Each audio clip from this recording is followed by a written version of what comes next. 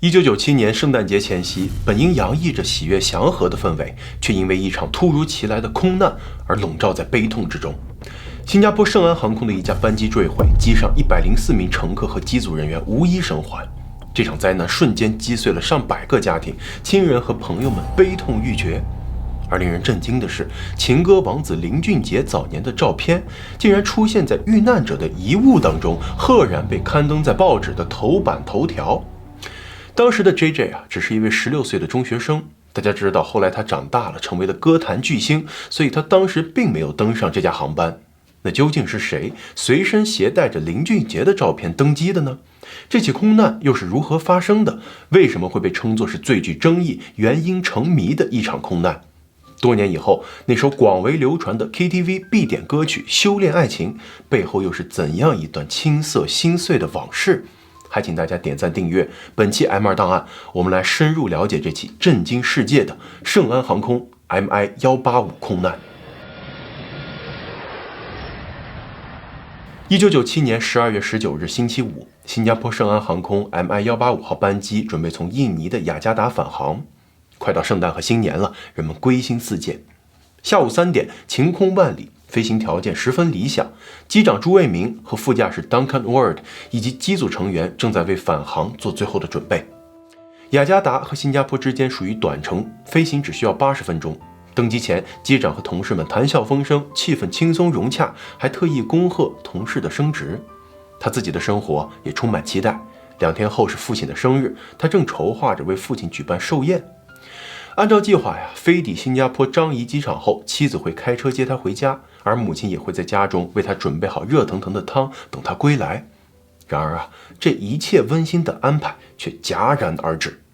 这位机长以及机上所有104名乘客的亲人朋友再也无法等到他们平安抵达的消息。这架 MI185 班机的型号是波音737-300，出厂时间是1997年2月14日，机龄仅10个月，飞行2238小时，上星期刚刚经过常规的检修和保养，算是一架年轻又可靠的飞机。机长朱卫明时年41岁，持有飞行员最高级别的证书，有7000多小时飞行经验。1975年开始在新加坡空军服役，曾经是特技飞行精英黑骑士的成员，头衔为少校，还曾经在一项战斗机空对地轰炸比赛中夺魁。1992年3月，他加入了新加坡航空的子公司圣安航空，担任民航飞行员。因为工作能力出色，很快就晋升为机长和飞行教员。父母都是中国移民，朱卫明自己也有3个儿子，同事们都说他是一个居家好男人。副驾驶 Duncan 23岁，新西兰人，未婚，正在与圣安航空的一位空姐交往，持有商用飞行执照，飞行经验2500小时。1996年9月加入圣安航空，年轻有为，前途无量。身边的人对他的评价是热爱工作，积极向上，有些腼腆，飞行技术高于平均水平。正在登机的97名乘客来自14个国家，其中大部分来自新加坡，不乏各行各业的精英，有新加坡舞王美誉的刘昆山，新加坡知名混血模特和作家 Bonnie Hicks， 工商界的名人水国璋、萧宝振，前游泳国手孙礼明，美国运通女副总裁 Susan。而除了这些巨商名流，更多人则来自普通之家，比如说去印尼探亲返程的出租车司机许平岩一家3口。整个起飞的过程行云流水，机组人员配合的天衣无缝。当天下午15点37分，圣安航空185号航班缓缓抬起机头，冲向蓝天。7分钟后，当飞机爬升至19000英尺的高度时，机长朱卫明通过广播向乘客们致以热情的问候，还贴心地提醒大家，新加坡的时间会比印尼早1个小时。他还提到，新加坡可能会有阵雨，机组会随时更新天气情况，祝愿大家旅途愉快。随着安全带指示灯的关闭，乘客们可以自由活动，航班上的一切显得平静而有序。起飞后的第28分钟，飞机顺利爬升至巡航高度35000英尺。波音737客机切换为自动驾驶模式，驾驶舱内的气氛依旧轻松愉快。机长朱卫明表示需要暂时离开座位休息片刻。16点04分55秒，他转身对副驾驶说道：“我出去一趟，你先吃东西，要给你拿点水吗？”此刻，驾驶舱内一切显得平静而有序，没有人会想到这场航程即将迎来毁灭性的转折。16点10分26秒，雅加达塔台记录下了与185航班的最后一次例行无线电通讯。副驾驶 Duncan 独自应答道：“圣安航空 MI185号航班收到，频率134.4。”这一对话平静无益，毫无征兆。接下来的5分钟，按照计划，185航班将与新加坡塔台取得联系。但就在此空白的通讯时段内，意外骤然发生。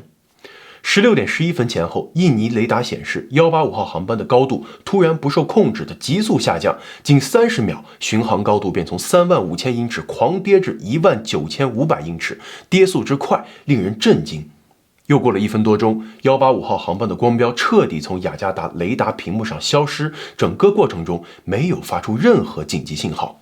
发现异常的空管尝试多次呼叫，却始终未能联系上机组人员。他们立即请求周边航班切换至134.4频率协助呼叫，但依旧无人应答。惊慌失措的空管员赶紧与新加坡方面联系，然而185号航班尚未进入新加坡领空，新加坡塔台同样没有收到任何信号。短短几分钟内，这架满载乘客和机组人员的飞机就这样神秘地消失在天空中。不祥的预感涌上心头，雅加达的空管立马联系了上级。就在他们手忙脚乱地寻找飞机的下落之时，印尼巨港市以北60公里处的木樨河附近，有好几位村民同时听到了巨大的爆炸声。伴随着一阵轰鸣，他们看到一架飞机从晴朗的天空俯冲而下，机身解体，失去了一个机翼，以几乎垂直的角度扎进了河道。一位正在载客渡河的船夫是最近的目击者。他说当时机头已经断裂，就掉落在眼前不远处。飞机坠河的瞬间掀起巨大的浪花，几乎掀翻了他的船。紧接着他就看见大量的鲜血和碎片飘向河面，船上的乘客和这位船夫被眼前这一幕吓得魂飞魄散，赶紧驶向岸边报警。木樨河河道全长750公里，最宽的地方约1公里，平均水深8米，流经印尼南苏门答腊岛的大片地区。两岸生长着茂密的热带雨林，同时呢，也是印尼南部重要的大宗货物运输航道。坠毁的河段水质浑浊，河底堆积着厚厚的淤泥，给救援工作增添了巨大的难度。第一批赶到现场的救援者是附近的村民，他们自发组织起来，用渔网捞出大量细小的碎片。随后，专业潜水员投入搜救，试图在能见度几乎为0的河底寻找生命的迹象。可是在伸手不见五指的河里头，只能触摸到一块块坚硬又锋利的机体碎片。这几乎确定了一个残酷的事实飞机上104人全部遇难，无人生还。坠机的消息传到狮城，举国震惊。新加坡总理吴作栋、交通部长马宝山直接部署救援和善后工作。新加坡航空分批次将家属运往这个偏僻的坠机地点，许多家属在抵达前仍抱有一丝希望，期待奇迹发生，盼望着亲人能够生还。然而当他们亲眼目睹了坠机现场，所有的期待瞬间破灭。眼前的木樨河茫茫无边，浑浊的河水无声流淌，对家属的哭泣和哀嚎毫无回应。圣安航空和媒体迅速公布了遇难者名单以及机舱座位图。名单中一个个熟悉的名字，让许多家庭和社区陷入了难以置信的悲痛。其中，许平岩一家3口的名字赫然在列。这个原本幸福的家庭，在瞬间被命运无情地夺走。事发后，他们的邻居仍抱着微弱的希望，时不时地到许家敲敲门，期待会有人回应，告诉他们这一切不过是一场噩梦。许平岩的女儿许翠芬在学校里头备受同学喜爱。他的中学同学哭着回忆，圣诞节将至，大家正在精心准备贺卡，而写给许翠萍的那张都已经准备好了。然而如今这些心意再也无法送出，同学们只能聚集在教堂里为许翠芬祈祷，用泪水送别她未尽的青春。在许翠芬的同学中，有一位名叫威恩的男生，和其他人一样深陷悲痛。而更让他震惊的是，自己的照片竟然和许翠芬的遗物一同登上了《海峡时报》的头版新闻。这张照片是3个月前他送给许翠芬的，当时他并不知道许翠芬会把它一直珍藏在身边，直到成为他的遗物。悲伤和痛苦笼罩着这位16岁的男生。许翠芬曾经向他表达过朦胧的好感和爱意，而他一直没有回应他。如今他也没有机会再跟他说话了。为了纪念这段青涩而未能开花的感情，威廉后来写了一首深情的歌曲，诉说着失去后的无尽遗憾。而这首歌就是后来广为传唱的《修炼爱情》，而这位男生正是后来享誉亚洲的情歌王子 JJ 林俊杰。为了避免触及人们的伤痛，圣安航空将往返新加坡和雅加达之间的常规航班编号改为了205，原185号班机就此成为历史。随着家属们逐渐接受失去亲人的现实，大量讣告接连出现在各大报纸上。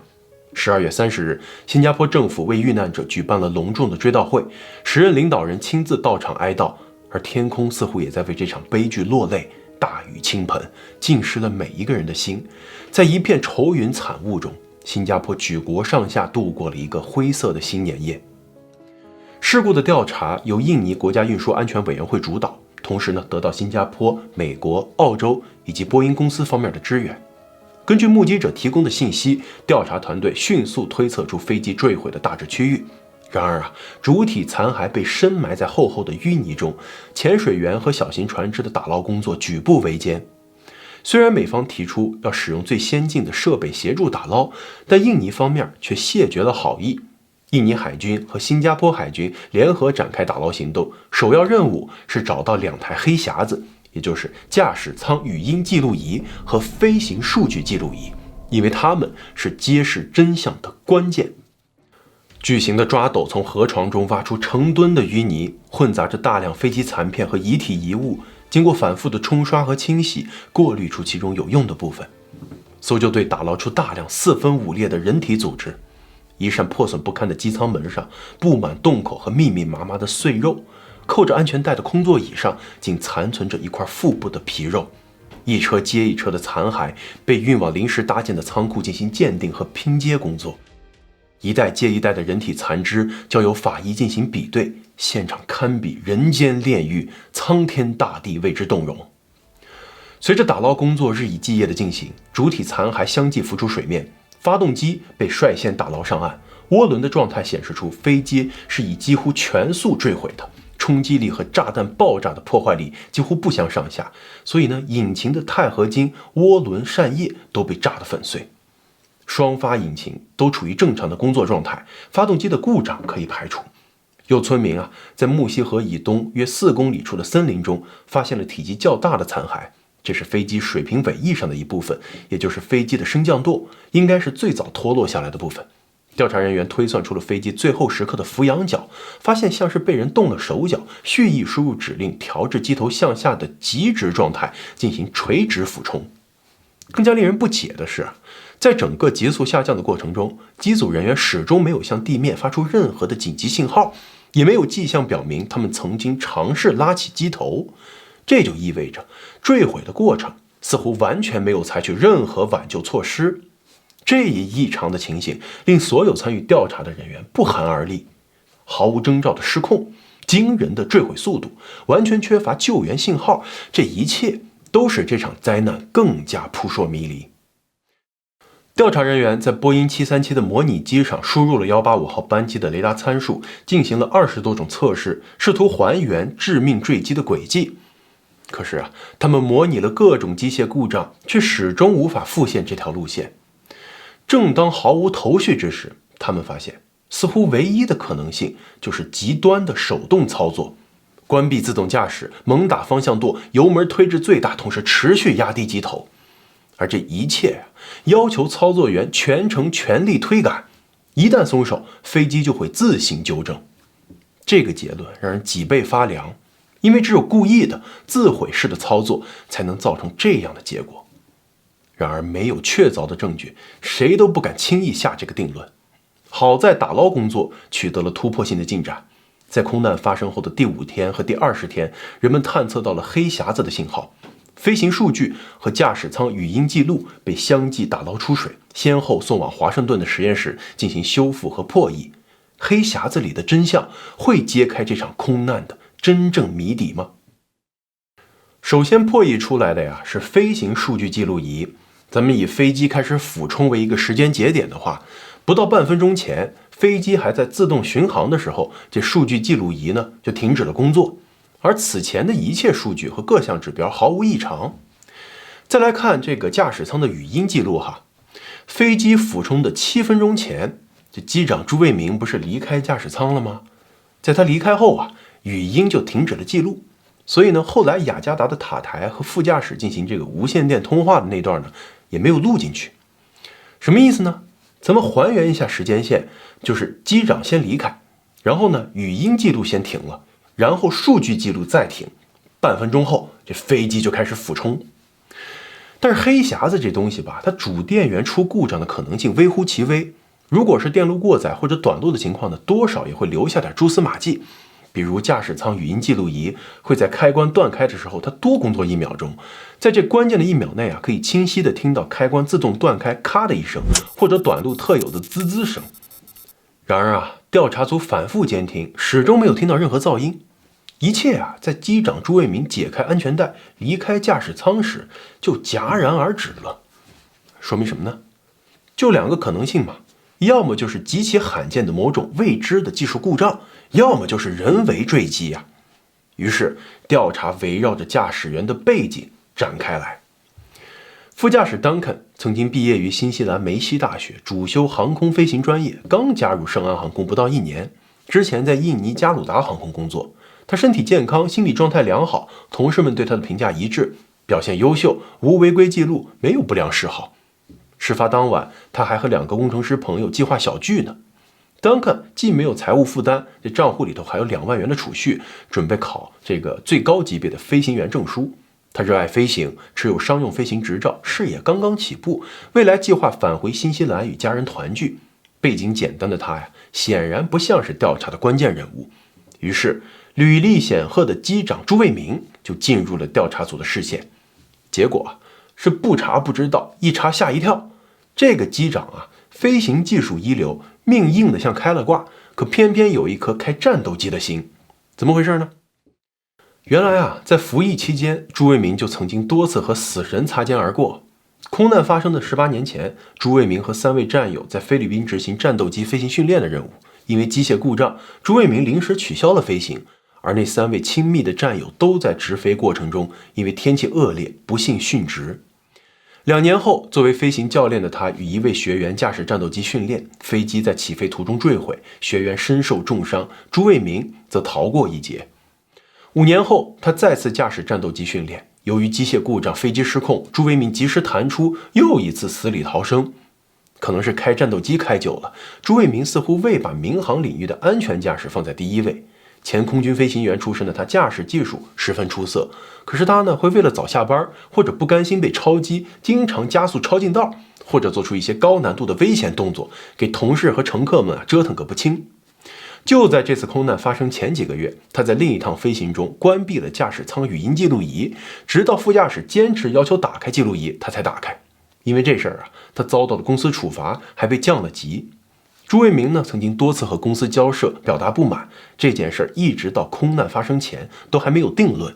但是这个事儿啊，也让美方的调查员怀疑，朱卫明为了报复公司，所以早就策划了这场坠机。除了工作上的不顺，朱卫明的财务上也出了一些问题。他作为资深飞行员，收入当然不菲，总资产呢高于负债，但这个流动资产并不足以覆盖其短期债务。他的月收入低于家庭月支出，并有未偿还的信用卡债务，再加上他最近炒股，1997年刚好爆发了亚洲金融风暴，他遭受了120万美元的财务损失。他在事故发生前1周购买了一份60万美元的人寿保险，这份保险原定于空难当天生效。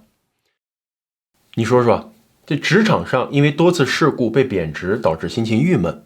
有这个人为关闭驾驶舱语音记录仪的前科，经济上呢又遭受重创，生活绝望，劣迹斑斑，还购入了巨额的人身保险，所有不利因素啊都指向了机长朱卫明。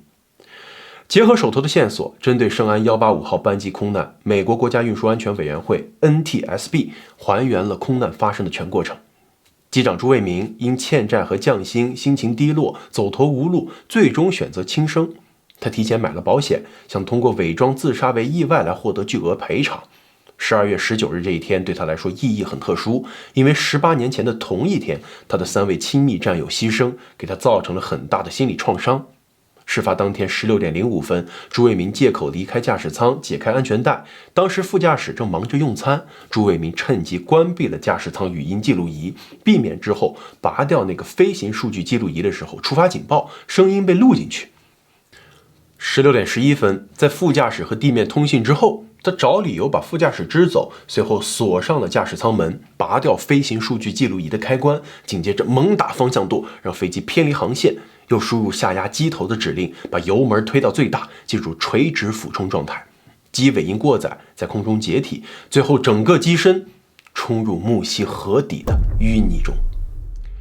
这一推论宛如一颗威力十足的炸弹，瞬间引爆了舆论。各大媒体争相报道，消息迅速传遍街头巷尾，朱卫民瞬间成为众矢之的。遇难者家属们悲愤交加，认为自己的亲人们是被机长蓄意谋杀的，指责声铺天盖地。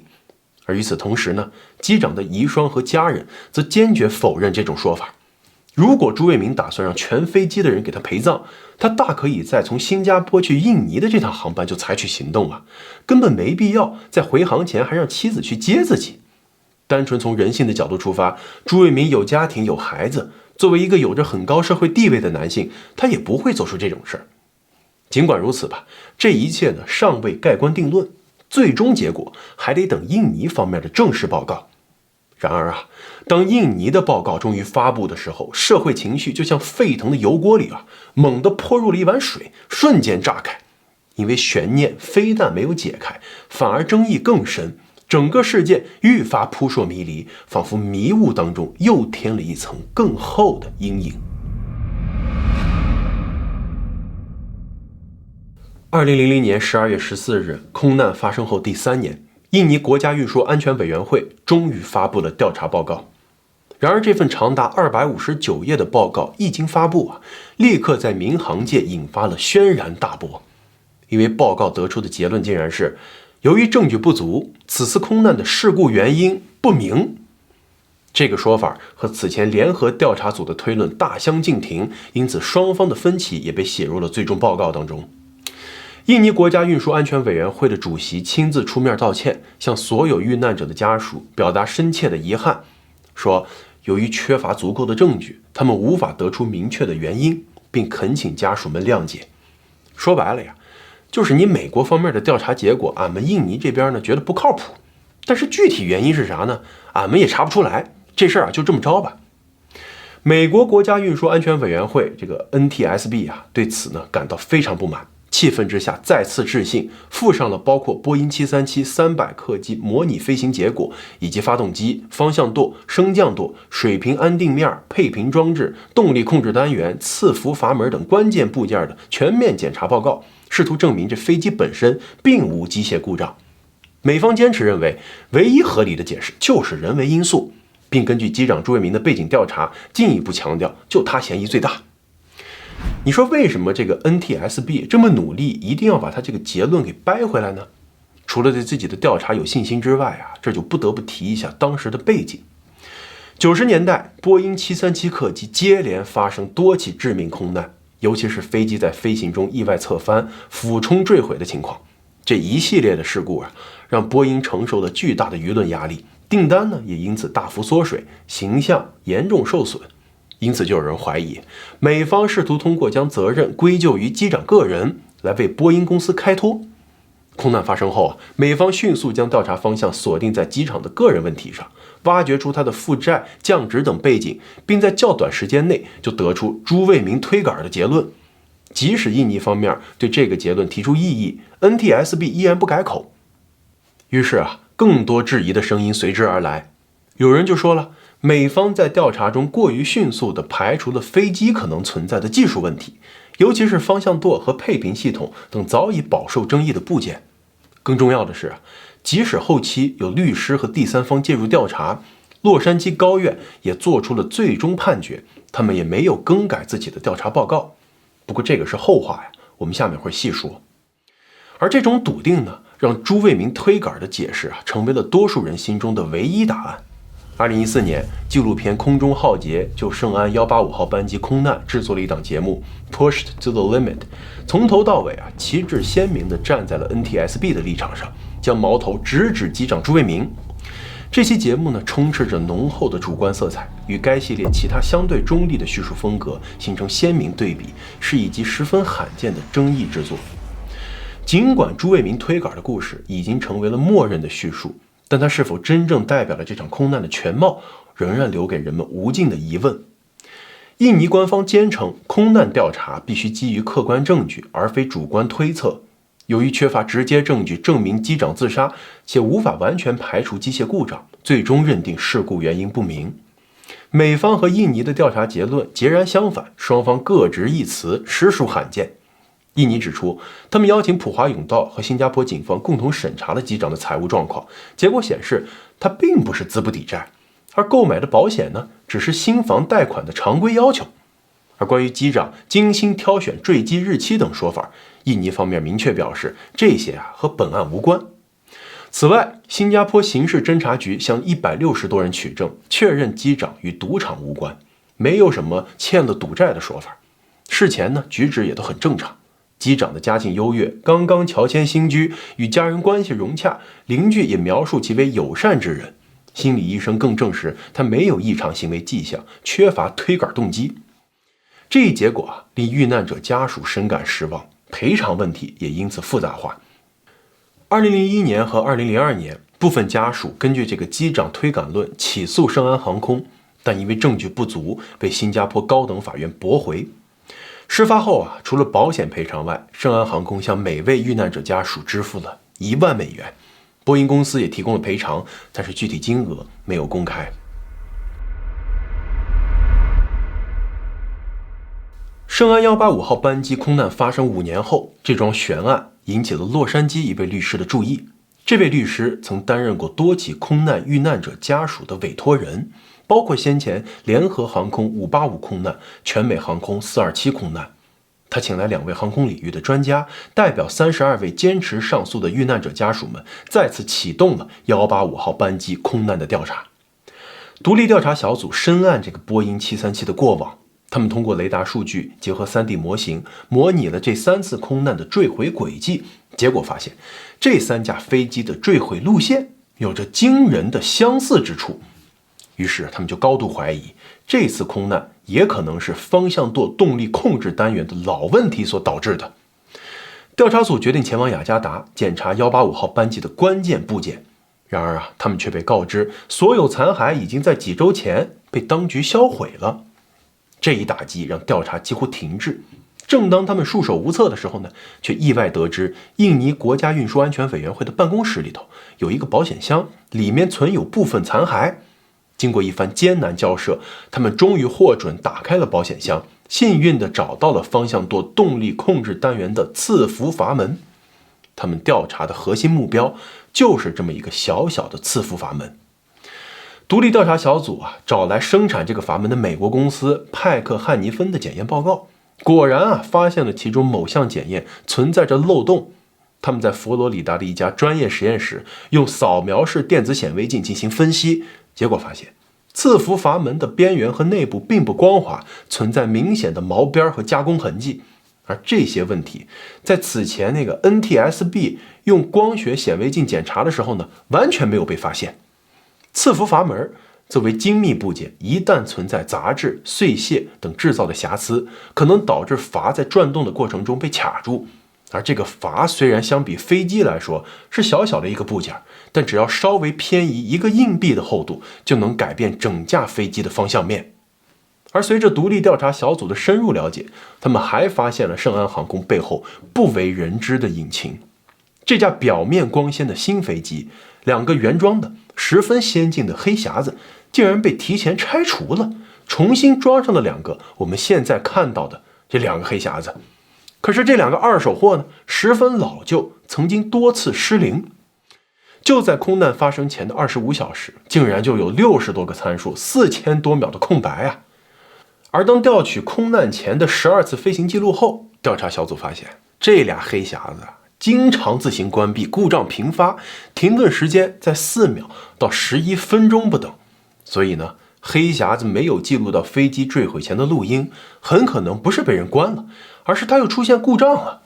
那这样一来，先前指向机长朱卫民人为关闭黑匣子的说法就站不住脚了呀。黑匣子出问题啊，并不是导致空难的原因，不过至少证明了它不一定是机长故意关掉了录音。但是在当初调查的时候，圣安公司并没有对调查员披露这个情况。在列举了上述强有力的证据后，律师和独立调查小组将这起悬案带上了洛杉矶高等法院的法庭。他们从容陈述步步为营，力求推翻机长朱卫民蓄意推赶导致空难的说法。历经6周紧张激烈的庭审，2004年陪审团最终作出裁决，圣安航空与波音公司在185号班机空难中不负责任，而机长蓄意制造空难的推断也不成立。取而代之，派克汉尼芬公司因赐福阀门存在制造瑕疵，被勒令向遇难者家属支付共计4360万美元的赔偿金。这场漫长的法律与调查之战，终于在时隔7年后落下帷幕。它的结束却如同一颗巨石投入了平静的湖面，溅起层层叠叠的波澜。新加坡史上最惨烈的空难，调查过程宛如一部跌宕起伏的悬疑剧，真相却始终在迷雾中若隐若现。7年的等待换来的是最终的答案，但却无法治愈104个家庭支离破碎的伤痛。根据联合晚报记载，地面目击者曾经称，在圣安185号班机坠毁前，飞机似乎有掉头向南返回巨港的迹象。然而，是否真的在生死关头，机长曾经尝试过挽救众人性命，至今无人知晓，也无法证实。一方面，飞机可能飞到了雷达探测不到的低空；另一方面，飞行数据记录仪失效，留下了一个可能是永远都无法解开的谜团。机长朱卫民和其他遇难者一起长眠于巨港市花园公墓97号衣冠冢下。在集体葬礼上，机长的遗孀悲痛欲绝，将丈夫的遗物一件件装入棺椁，数度泪如雨下。他们一家人不仅要忍受亲人离世的巨大痛苦，还要面对来自公众的指责和无尽的重伤。在没有确凿客观证据的情况下，仅凭推论就将机长朱卫民钉上民航史上最黑暗的一页，甚至还衍生出朱卫民推赶的网络梗，这对机长本人以及他的家人来说都有失公允。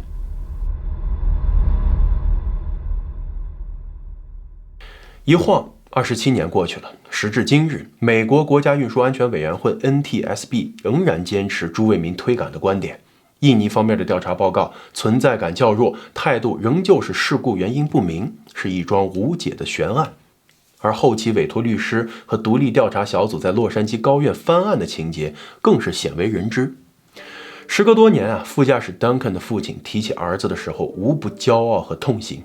他说自己永远不会忘记那天凌晨3点被急促的电话铃声吵醒，说有一架飞机失联了，而 Duncan 就在上面。儿子一直认为自己是个幸运的人，别人开车去办公室上班，而他自己却可以开着波音737在天上飞啊！这个世界上最残忍的事儿，莫过于杀死他们的孩子，然后试图掩盖真相。这显然是出于某种政治目的的一种掩饰，我只能这么认为。而我的儿子还在期待真相。从利益相关的角度来看，美国的 NTSB、印尼国家运输委员会和新加坡这3方看似互相合作，实则各怀鬼胎。除了 NTSB 出于保护波音所做出的调查推断，印尼和新加坡方面也难以摆脱各自的利益纠缠。还记得我们之前提到的吗？印尼方面先是拒绝了美方的援助，跟新加坡军方联合搜救打捞直至结束，后来又在空难原因不明的情况下销毁了飞机残骸。若非律师和独立调查小组坚持不懈，这个赐福阀门的瑕疵很可能永远也不会为人所知。而在当年有着一则旧闻。1997年10月29日，联合早报报道了东南亚股灾，陷入困境的印尼政府不愿意从国际货币基金组织去借钱。危机时刻是新加坡总理吴作栋和印尼总统苏哈多会晤，商定提供100亿美元的援助，帮助印尼增强外汇储备，稳定印尼盾币值，携手共度难关。这笔巨款占当时新加坡外汇储备的1/8，而印尼当时的外汇储备呢，也只有200亿美元左右。这兄弟情谊可见一斑啊！所以呢，印尼在此案中扮演的角色更像是和事佬，他的调查报告几乎未被国际所重视。最奇怪的呀，莫过于新加坡圣安航空公司对于2个黑匣子的处理。朱卫明曾经因私自关闭驾驶舱语音记录仪而被降职，但为什么圣安航空却将这架新飞机的原装黑匣子拆除了呢？更加令人费解的是，这2个老旧设备屡次失灵，成为重大的安全隐患，却无人追责。官方调查了3年，竟无人发现这一漏洞。2021年，创立于1975年的圣安航空被母公司新加坡航空合并，正式退出了历史舞台。每年12月19日，185号班机的遇难者亲属会前往巨港市花园公墓祭奠亡灵。一位遇难者的母亲25年后仍然不愿意更换电话号码，她似乎冥冥之中感受到失踪的儿子仍然会打电话给她。许多亲属至今仍然保持联系，期盼有生之年能看到这场扑朔迷离的空难的真相。然而啊，现实令人遗憾，美方无法恢复2个黑匣子的数据，印尼销毁了飞机残骸，圣安航空也已不复存在。坠机前的最后一刻，驾驶舱内究竟发生了什么，可能永远无从知晓。但是日子总得继续啊，铭记过去，走出阴霾，珍惜当下，或许是对104名罹难者最好的告慰。纪念有很多方式，就像林俊杰将内心的情感化作音乐。他曾经在一档节目中用颤抖的声音讲述了这段尘封多年的往事，深深地打动了无数观众。他讲述了那位逝去的女同学每天为他送早餐，他却未能回应他的心意。空难发生后，他才得知，原来他一直携带着他的照片。